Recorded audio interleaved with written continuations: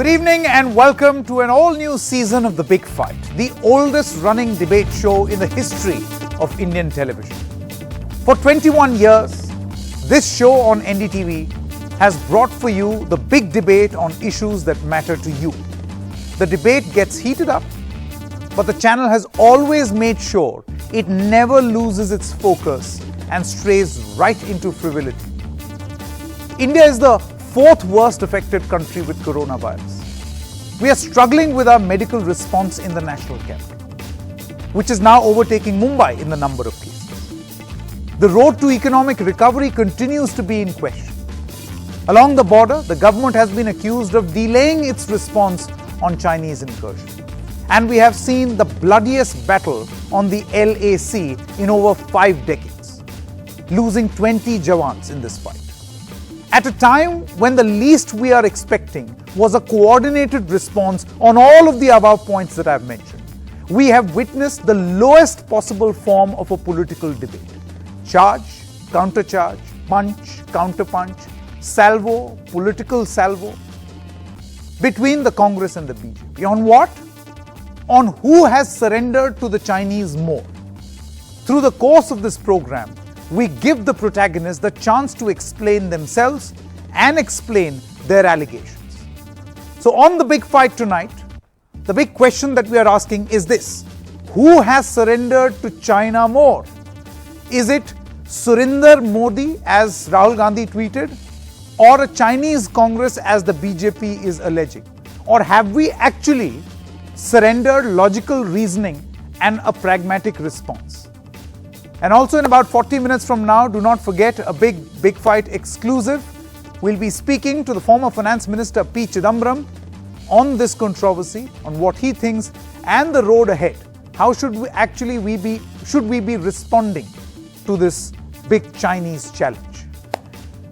All right. So before we begin the big fight, I want to introduce my guests in discussion number one. I've got Vijeta Singh, the Deputy Editor of The Hindu, Rajat Sethi, he's an economist and a political analyst, and Shama Mohammed, spokesperson of the Congress Party. In just a short moment, we'll have Professor Rakesh Sinha, he's a Rajya Sabha MP of the Bharatiya Janata Party, and we'll also have Rashid Kidwai, he's an author and a visiting fellow of the ORF with us. Thank you so much, all of you all. First, as is the format of the big fight, we'll give every one of our panelists the opportunity to fire their first punch. So let's begin with you, Rajat Sethi. Your 1 minute time begins now. Thank you, Sanket.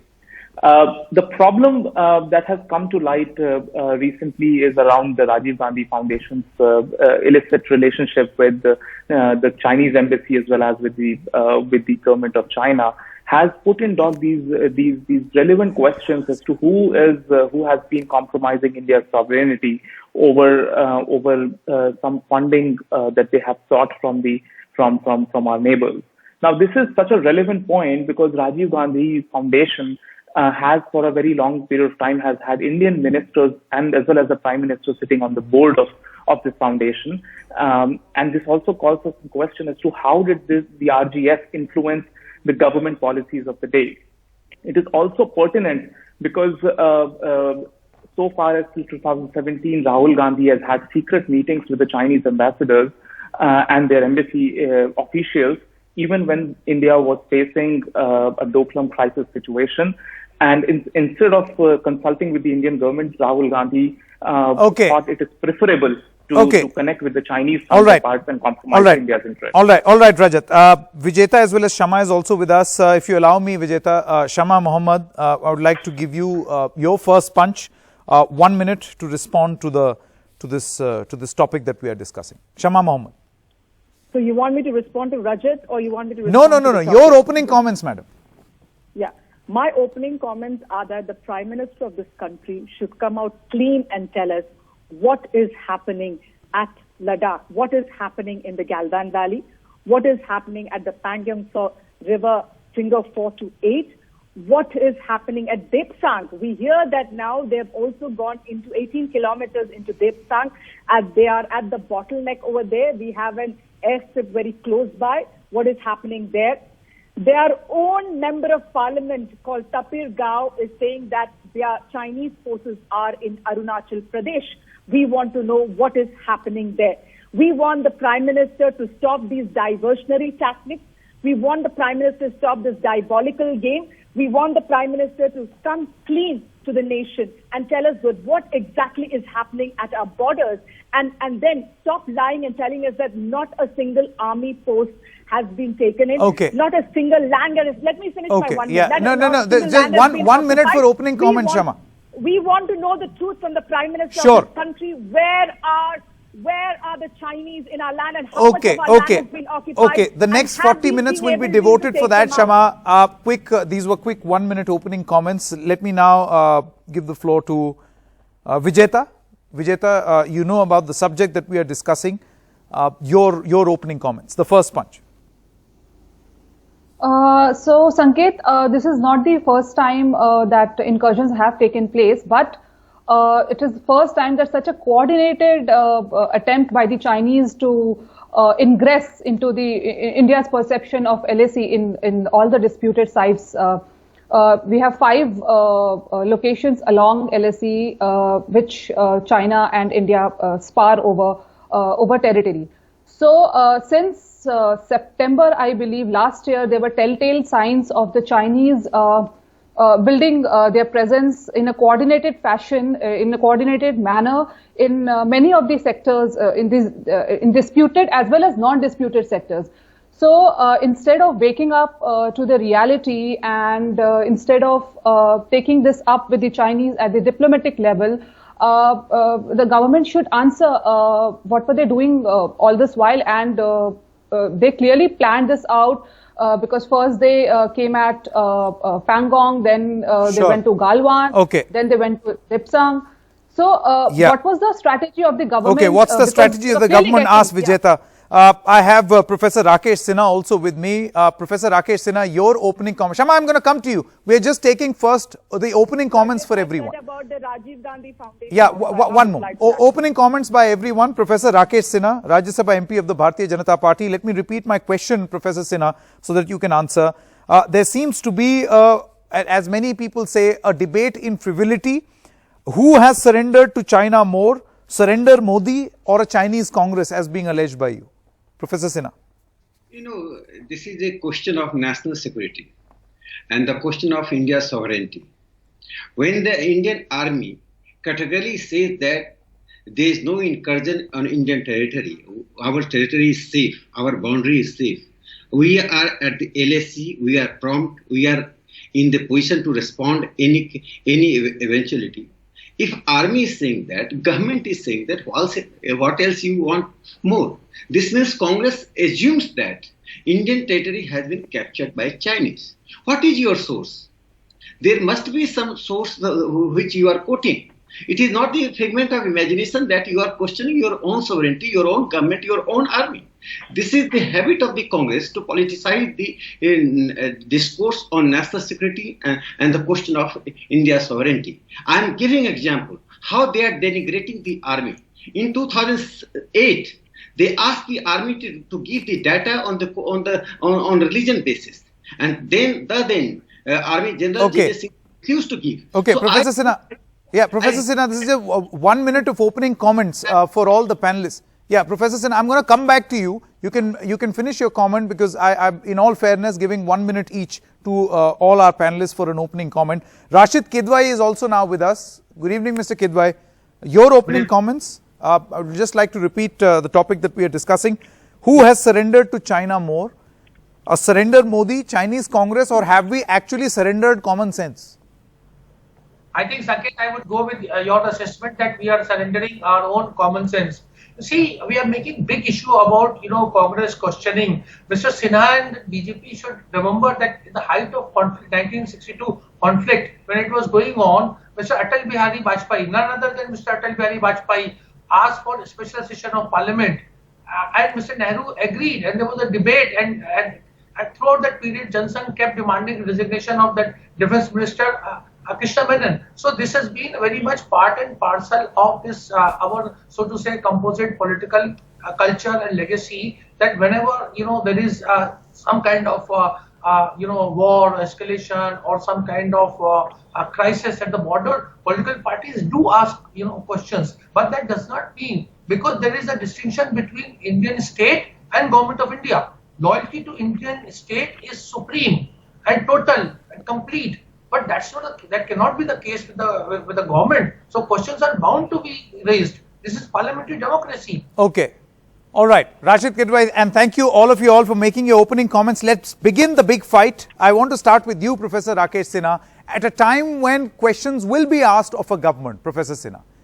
People will ask questions, and it is okay in a democracy for people to ask questions. Do you think it would be wise, and I'm not getting into the merits of your allegations, because if these are allegations, I'm sure the government has all the requisite agencies to investigate. Do you think this is what we need discussed? What happened in 1991, 2005, 2007, instead of the present day crisis? There is nothing wrong or unusual in raising question democracy. You have all the right to raise the question. This is your constitutional and moral rights. But the fundamental thing is something different. When the nation is facing actual crisis, that crisis is China is posing a threat to the nation's security. This is the fact. This is a reality. And nation is preparing for that eventuality. In that case, if you are accusing something which is demoralizing army, which is demoralizing Indian people, instead of raising the moral of the army and consciousness of the people, this is not going to be forgiven. And I have a question. If I assume the Congress allegation that Chinese have captured certain territory, if I assume they are true, then my question to Congress party is, did you break the treaty between your party and the Chinese Communist Party? In that case, according to your assumption, if the Chinese are aggressor, and we have martyrdom of 20 soldiers, and you are still continuing with that treaty which Rahul Gandhi signed with Wang Jiarui in the presence of Sonia Gandhi and also the present Chinese President Xi Jinping. What was that treaty? For what purpose you have done? No, Professor Sinha. Professor Sinha, if I can intervene, you say that the morale of the army is going to get affected. I would like to draw your attention to a press conference hosted by the then spokesperson of the BJP, Mr. Ravi Shankar Prasad. And we have spoken about this in the past also, on the 18th of September 2009. And here is his statement. In the context of China, he says, your party was in opposition then. The cumulative signal is indeed ominous and disturbing, and yet the whole attitude of the government is one of callous negligence. Why is there a deliberate attempt to downplay it? Now, the Congress today is asking the same thing of the government, something that you also did in the past. I am answering the question. Why does this not demoralize the army, and what the Congress is doing today does? The question. Then the question was the carelessness of the government. Here question is that army lost. There is a difference between the two. Here government is already preparing 500 crore emergency fund to the army. All the emergency power is given to the army. And government is all prepared. Government has called an all party meeting. Sonia Gandhi ji was there. All party leaders were there. They are solidarity. And second question is, Congress question is right and valid. Then when Congress is going to break the treaty between the CPA, the Communist Party of China, and the Congress Party, they are still continuing. No, but then again, Professor Sinha, again, I go by a document which I get from the International Department Central Committee of the CPC on the 28th of August 2019, where they are talking about an association between the CPC and the BJP. It says member of the political bureau of CPC and head of publicity department. Give me 10 seconds. Created a cadre study group of Bharatiya Janata Party. Arun Singh was there, BJP National Secretary. Sending delegation and meeting with the party leaders and exchanging viewpoints is something different. And you have a special treaty. And my question is more. Why not you are breaking the treaty? You are making allegation on Indian government. You are indirectly saying that China is an aggressor. They have captured the land. You are still continuing. Only a traitor can continue with such treaty when the country is Okay. Strong allegation there by Professor Rakesh Sinha, who says that only a traitor will continue a treaty like this. A right to reply for Shama Mohammed. Shama, allegations against your party, your response. Yeah, so I have to respond to a couple of things. Sure. Because there was initially an allegation by the other gentleman who said about the Rajiv Gandhi Foundation. Now, the Rajiv Gandhi Foundation has a research wing. And this information which they got is on the website. It is not hidden. It is there. And it was around 1.43 crores which was given and donated. And out of that, 1.34 crores was spent for the research, which happens for all foundations between the Chinese and the No, Indian. but then And Shama, also should the Chinese embassy be funding a foundation? It is that not right? the Chinese. No, it is. That's what I'm trying to say. It is not the embassy. It is the government of China which has funded it. And let me tell you, there are many such funding happening in various organizations. Okay, please let me finish this. Various organizations it happens. It's a small amount. Rajiv Gandhi Foundation receives funding from the United Nations, from European Union. It receives funding from... Shama, how do you respond to an allegation of quid pro quo? That you that is receive what I'm money, telling- one of the donors is the Chinese embassy, and then in return, you can pursue I policies finish it? which are favorable. No, we did not pursue any policies which were favorable. At that point of time, there was nothing with the Chinese and us, any skirmish or anything happening. There was no transgressions at that point of time. We were having a relationship. Now, let me tell you, India Foundation, ask him, India Foundation head by Shaurya Doval. He mentioned just now that we have members of parliament in this. Who are the ministers? There is Nirmala Sitharaman on the board, Nitin Gadkari on the board, Mr. Ram Madhav is there. No, as what's the the director of allegation? India Foundation. So the allegation is they have received also funds From the where? Chinese organization. From where? One moment. Yes, Interesting. India Foundation From has where? also, as received various funds. Listen to me. Can I please? I want to actually let me finish this. I Sure. want to discuss the topic of today about what is happening. This is a diabolic going to divert attention from the main. If we open up, No. One moment, Shama. You said that India Foundation Shaurya- also receives funds. Shaurya I'm Doval- asking you from Shaurya where? Doval- Have they received funds Shaurya from the Doval- Chinese? Then you must That is mention what this. we want- I'll we ask want to questions of open up. Rajat Sethi. He's right here. Ours is on the website. Let us open up. We know that Shaurya Doval does business with Pakistanis. This is done. So what I'm trying to say is that foundations receive money for study. Research is a normal thing. Every other country, US also gives money for research. Ask them. And also on the other factor, which he mentioned about the people. Of course, there was the BJP president, all the three BJP presidents. Now, let me tell you the investments Gujarat has got in 2019. Chinese firm invested Oh my God, Sanket, how can you allow 21,400 this? crores. No, one moment. Let her complete. No, Rajat, let her complete. She wants to make her point. Everybody will get a chance. Yeah. 21,400 crore at Dholera, special investment region in Gujarat. Gujarat has got so much of investment from Chinese. Then the company's name is Xinjiang Holding. Then they have signed MOU between Dholera Industrial City Development Limited and CRCC Nandin Foodstar for manufacturing metro rolling stock in Gujarat. I mean, another MOU signed between Dholera Special Investment Region. So all this Chinese investment happening. The only prime minister who's been to China, chief minister, he's been 5 times to China, a lot of investments. The same Rajiv Gandhi Foundation also said in 2010, let me tell you this, Okay, one by one, please. We'll deal with the allegations that you've leveled one by one. Otherwise, we'll lose track. Shama, I'm going to come back to you. You've made certain points. Professor Rakesh Sinha wants to come in, but before that, Rajat Sethi, a point was made about other foundations. Rajiv Gandhi Foundation is receiving funds, right? It's okay for these foundations to receive funds. India Foundation, Vivekanand Foundation, I remember this was also mentioned by the Congress party. How would you respond? This is so. I mean, what if there was Chinese funding reported in Vivekanand Foundation? Then allow me to speak. First of all, on a national television, a Congress spokesperson has accepted, without a shadow of doubt, that they have accepted crores of rupees from the Chinese government and the Chinese embassy. Please let the viewers decide how unethical it is and how much compromising on India's sovereignty it is. Let the viewers decide. We can go on and on. Let me finish. I did not interrupt. Please let me finish. It's not hidden. It's on our website. It is on our website. Please, it's on the you Rajiv have Gandhi taken Foundation crores website. And you have influenced government policy.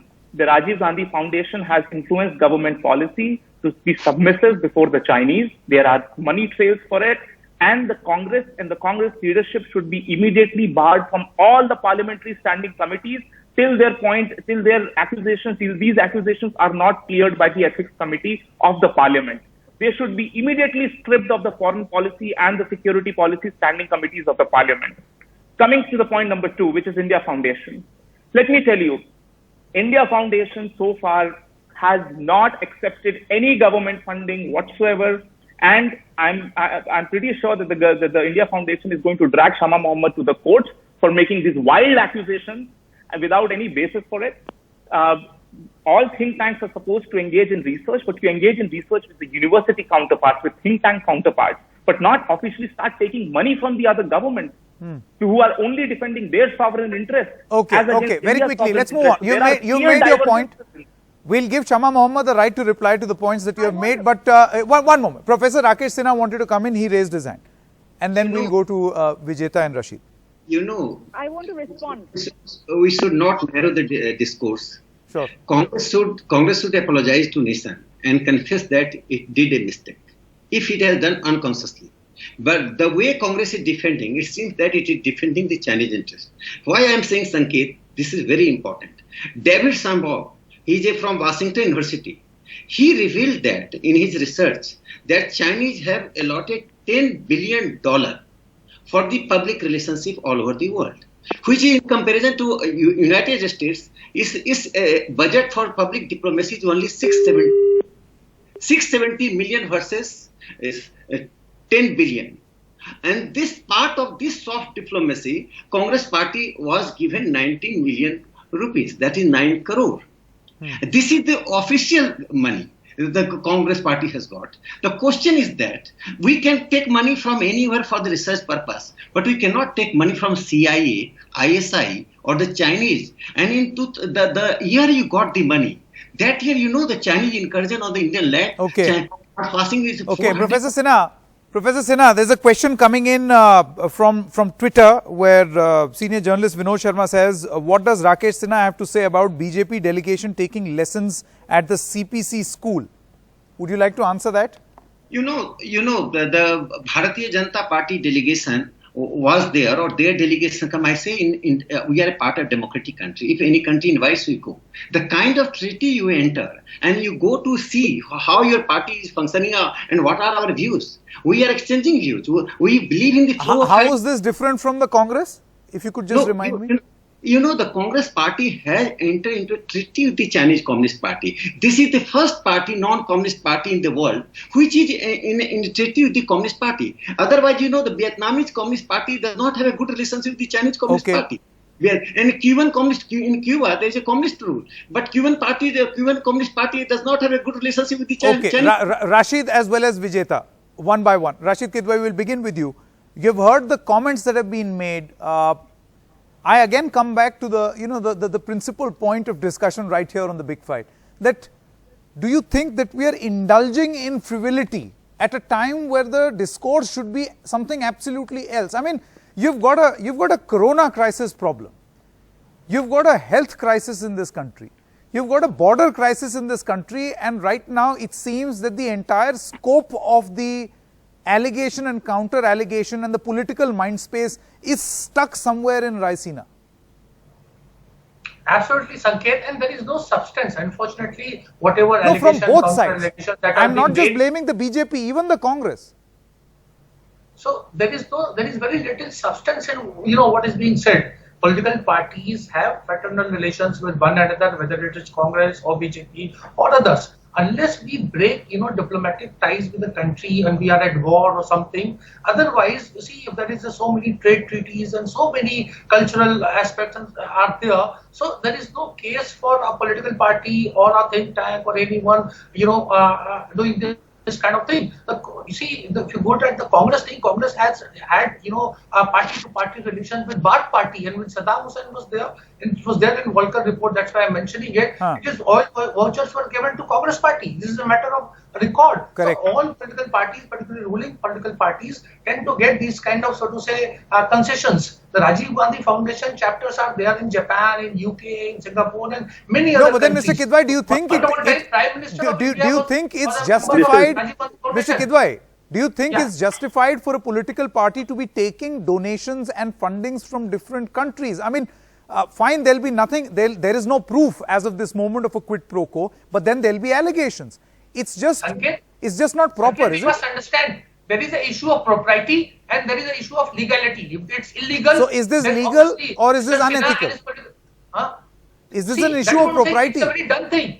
It's a very done thing. If BJP does business with Communist Party of China, it's fine. But if Congress is doing it, if Rajiv Gandhi Foundation Oh, is come doing on, it, Sanket ji, I have this to now cannot- intervene. one more. This is Vijeta constant hasn't spoken. accusation. I have to intervene now. This No, constant Rajat, accusation one moment. I'm going to come to you. Vijeta hasn't cannot spoken. be tolerated at all. Yeah, Vijeta. How has this happened? You tell me. You when you were sending a delegation. I've been listening to both the Congress and the Yeah, BJP one more. spokesperson. Rajat, I'm going to come to you one more. Please let me allow me to intervene here.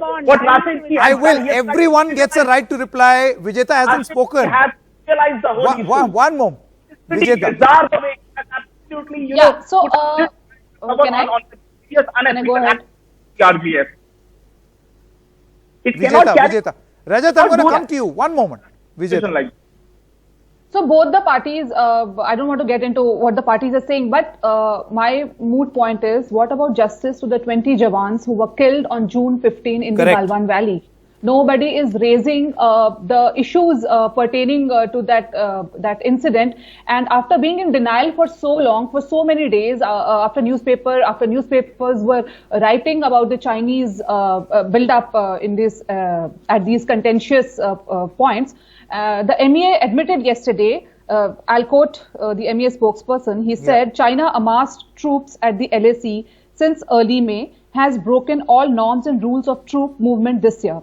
So after being in denial for, say, more than 2 months, they finally admitted yesterday that there is build-up build-up. along the LAC. So what are the corrective measures are we taking? What are the steps we are taking to ease the situation on the ground? Because ultimately, it's the Jawans who are facing the blizzards, Absolutely. the snow, the low temperatures there. I mean, it's not easy being deployed in Ladakh, and as of now, they are still in eyeball to eyeball confrontation. Absolutely. Even though the numbers have on both sides have it decreased a bit, but the structure. No, but then there the is permanent build-up. structure- There is satellite imagery that proves that there is build-up. Professor Sinha, before I go back to Can Rajat I come Sethi, in? because he wanted to come in. Yeah, one moment. Can I Professor come in? Sinha, how do you respond to Vijeta's question? I mean, is this not a fact that for a very long time, the government refused to confess that there is a problem at the border? Refused to admit? Not at all. Look, the Chinese have breached the pact between the India and China, which happened in 1993, then 2013, during the UPA regime. So they have breached that treaty. And Indian soldiers responded the Chinese soldiers, and their casualty is 43. Our martyrdom is 20, and Prime Minister already said that he's not going to go. We are going to respond Chinese because and we will respect the martyrdom of 20. This No, is no, the, this, what Prime Professor Minister- Rakesh Sinha, the point is that for the past 40 days, there had been talks that there is some sort of a build-up happening along the line of actual control, and the government was quiet or in denial. Now, one explanation can be the government does not want to share operational details, and the other is that the government is just not choosing to respond. No, it is not the question of denial. You know, we are part of democracy. There is not question. In Doklam, there was 73 days. So diplomacy works, the military dialogue works, and we depended on that. When they breached that, we responded. But did it work? My two quick questions. Don't try to save the Congress, which is creating such a situation in the country, which is most demoralizing for the army. When our soldiers are sacrificing their life, we are taking 90 million rupees from the Chinese government. You are defending that? No, I am defending no one. Professor Sinha, on this show, I am defending no one. I am asking the Congress party the questions they need to. I'm questioning those intellectuals who call themselves independent intellectuals. They say I am neither BJP nor Congress, and they are saying that this is justified. You are taking tomorrow someone takes money from CIA, you will say this is justified. In the name pretext of research, you cannot go to your enemy state. And my question to Congress spokesperson: when Rahul Gandhi is going to declare that treaty is going to be broken? Okay, Why let's go back to Shama. Shama and then Can I Rajat. comment? Yeah. Shama, so you're a right to couple of- respond. A couple of points. Mr. Rakesh Sinha kept saying that from where do we get this information? Let's not forget, on the 17th of June, what did the External Affairs Minister say? Mr. Jaishankar clearly said that they are building structures there. And he also said that we need to go back to the status quo ante. What does that mean? Why are so is he saying that the External Affairs Minister is wrong? Is he saying when Rajnath Singh said that achhe khasi sankhya mein hai wahan, is that wrong? Is he saying that all General Huda, General Panang, they are all, Lieutenant Panang, they are all wrong? General BP Malik is wrong, so only you are right? I mean, you see, Mr. Rakesh Sinha, there is something called satellite images also in this time and age. In the satellite images, clearly it says that they have come in.